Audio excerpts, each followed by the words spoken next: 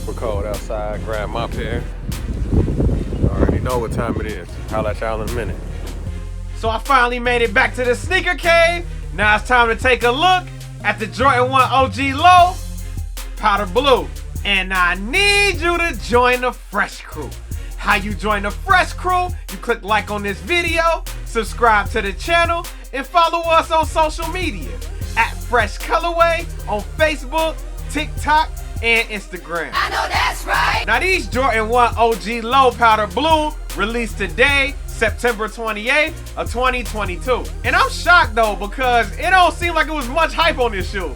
I personally didn't even know they was dropping today because the dates got moved around. They were supposed to drop last month originally, but they pushed it back to this month. And it was some people lined up to grab them on drop day, but wasn't, you know, enough demand in order for the shoe to sell out. Everybody who was in line was able to get the pair. And I think everybody got the size they wanted too. On top of all that, I was able to hit on sneakers for 2 pairs. So I know that the demand was not that high on these. I never take dubs on sneakers, so I know that a lot of people just wasn't going for this shoe. Currently, the resale price on this shoe is not very high. It's about 20 bucks above retail.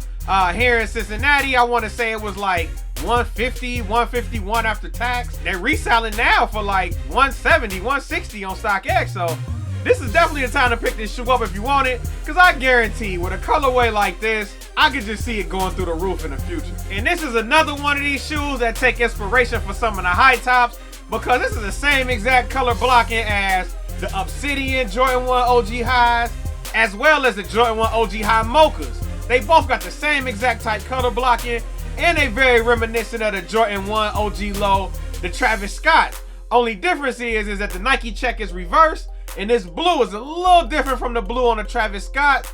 Plus the Travis Scotts had a white tongue versus this black tongue on these, but it's very reminiscent of all 3 of those shoes. As far as sizing for this shoe, you can honestly go a half size down. For real, for me personally, I feel that Jordan 1 OG Lows have a lot of space in the toe box for some reason, so I like to go a half size down. Unfortunately, it did not have an 11.5 this morning to the place I went, so I end up grabbing a 12, which is fine. There's a little extra space in the toe box. I'll put on the shoe guards if I have to, but you know, a little extra space in the Jordan 1 OG Low, so just be mindful of that when purchasing your pair. As far as materials on this shoe, Jordan Brand gave us the materials that we want. Let's take a closer look at it so I can show you what they look like.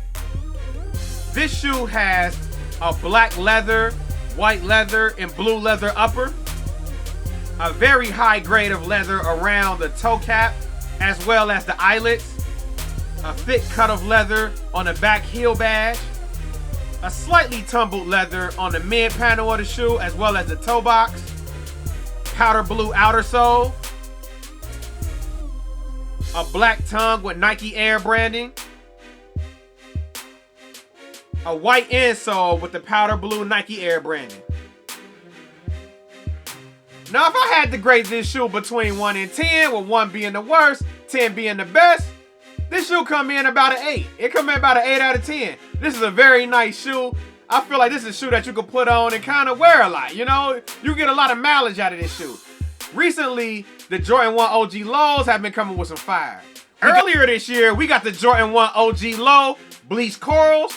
And these was one of my favorite shoes from this summer. So this one definitely ranks in high regard on my list.